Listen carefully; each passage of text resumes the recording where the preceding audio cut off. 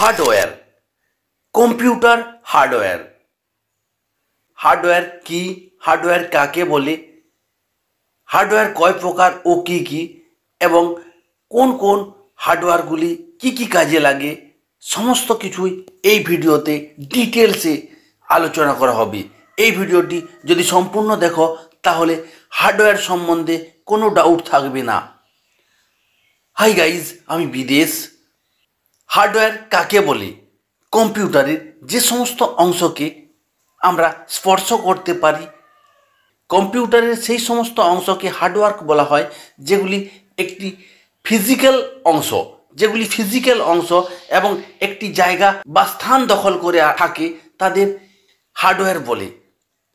এবং যাদের আমরা স্পর্শ করতে পারি, অনুভব করতে পারি, তাদের হার্ডওয়্যার বলে। যেমন এখানে monitor, CPU, keyboard, mouse, printer, scanner, এগুলি হলো হার্ডওয়্যার পার্ট। কারণ এই পার্টগুলিকে আমরা স্পর্শ করতে পারছি এবং এগুলি একটি জায়গা জুড়ে আছে, এগুলি ফিজিক্যাল পার্ট। এই সমস্ত পার্টগুলিকে আমরা হার্ডওয়্যার বলি। আর এই সিপিইউর মধ্যে আরও কিছু অংশ আছে, হার্ডওয়্যার অংশ আছে, সেই অংশগুলিও এই ভিডিওতে আলোচনা করছি।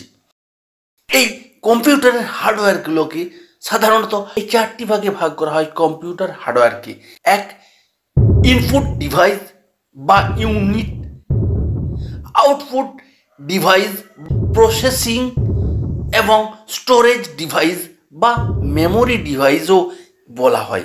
কম্পিউটারের হার্ডওয়্যারকে এই চারটি ভাগে ভাগ করা হয়।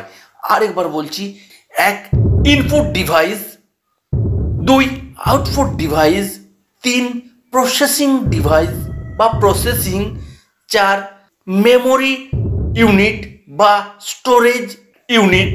এই চারটি ভাগে ভাগ করা হয় কম্পিউটার হার্ডওয়্যারকে।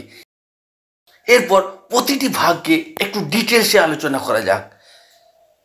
প্রথমে আসে ইনপুট ডিভাইস বা ইনপুট ইউনিট। এই ইনপুট ইউনিট কম্পিউটারের যে সমস্ত অংশগুলির মাধ্যমে আমরা কম্পিউটারকে তথ্য দিই বা যে সমস্ত অংশের মাধ্যমে কম্পিউটার তথ্য গ্রহণ করে, সেই সমস্ত অংশগুলিকে বলা হয় ইনপুট ডিভাইস। যেমন কিবোর্ড থেকে আমরা তথ্য দিচ্ছি, মাউস থেকে আমরা তথ্য দিচ্ছি, তাই কিবোর্ড, মাউস ইনপুট ডিভাইস। এবং স্ক্যানার, এখান থেকেও তথ্য দিই, মাইক্রোফোন বা ওয়েব ক্যামেরা, এই সমস্ত ডিভাইস থেকে আমরা তথ্য দিই, তাই এগুলি হলো ইনপুট ডিভাইস বা এগুলি থেকে কম্পিউটার তথ্য নেয়, তাই এগুলি হলো ইনপুট ডিভাইস। এরপর আসে আউটপুট ডিভাইস। যে সমস্ত অংশগুলি মধ্যে দিয়ে কম্পিউটার প্রসেসিং করা তথ্য বা ডাটাকে আমাদেরকে দেয় বা প্রসেসিং করার পর যার মাধ্যমে দিয়ে ফলাফলগুলি পাওয়া যায়, তাদের আউটপুট ডিভাইস বলে। এই আউটপুট ডিভাইসগুলির মধ্যে থাকে সবথেকে গুরুত্বপূর্ণ হলো মনিটর। এটি হলো আউটপুট ডিভাইস, মনিটর। তাছাড়া আছে প্রিন্টার, স্পিকার। এই ডিভাইসগুলির মধ্যে থেকে কম্পিউটার আমাদেরকে তথ্য দেয়, তাই এগুলি হলো আউটপুট ডিভাইস।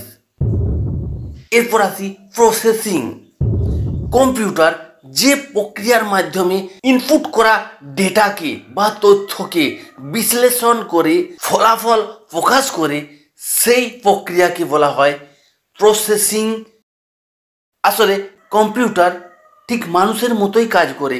আমরা যেমন কোনো তথ্য গ্রহণ করি এবং সেই তথ্যকে আমাদের মস্তিষ্কে বিশ্লেষণ করে এবং আউটপুট হিসাবে তার ফলাফল দিই।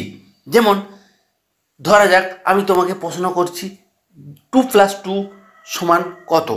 এই প্রশ্নটি তোমার ইনপুট অর্থাৎ কান দিয়ে প্রবেশ করেছে, তাই কান হলো ইনপুট ডিভাইস এবং মস্তিষ্কে বা ব্রেনে সেই তথ্যটি গেল। তারপর সেখানে বিশ্লেষণ হয়ে তুমি 4 উত্তরটি দিচ্ছ মুখ দিয়ে, তাই মুখ হলো আউটপুট ডিভাইস। ঠিক কম্পিউটারের মতোই আমাদের মানব শরীর, যেমন ইনপুট তুমি গ্রহণ করলে কানের সাহায্যে এবং সেটি মস্তিষ্কে বা ব্রেনে প্রসেসিং করে তারপর আউটপুট দিলে মুখ দিয়ে, তাই মুখ হলো আউটপুট ডিভাইস। ঠিক কম্পিউটারও একইভাবে কাজ করে। যেমন 2+2 যখন আমি কিবোর্ডের মাধ্যমে দিচ্ছি, সেটি সিপিইউ অর্থাৎ কম্পিউটারের ব্রেনে বিশ্লেষণ হচ্ছে, তারপর আউটপুটে বেরিয়ে আসছে, অর্থাৎ মনিটরে বেরিয়ে এলো 4। ইনপুট ডিভাইস হলো যে ডিভাইসের মাধ্যমে কম্পিউটারকে তথ্য দেওয়া হয়, সেগুলি হলো ইনপুট ডিভাইস। যে মাধ্যমে আমরা তথ্যটি দিচ্ছি কিবোর্ডে 2+2, সেই তথ্যটি সিপিইউর মধ্যে গিয়ে প্রসেসিং হচ্ছে, তাই এখানে হলো প্রসেসিং ডিভাইস বা প্রসেসিং।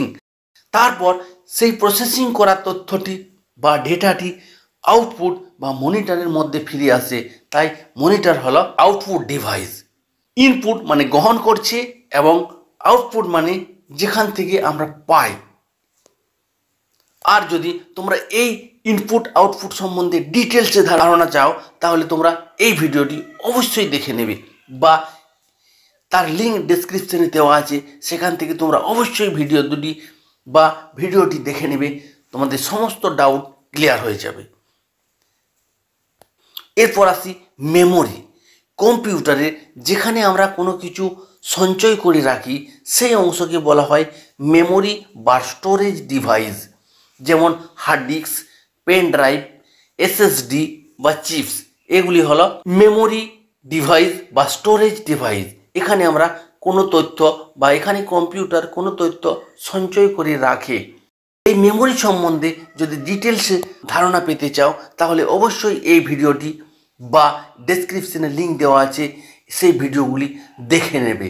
তাহলে এই মেমোরি সম্বন্ধে কোনো ডাউট থাকবে না, এটি 100% আমি বলছি।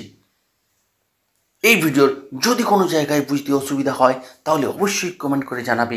ভিডিওটি সম্পূর্ণ দেখার জন্য ধন্যবাদ। Thanks for watching.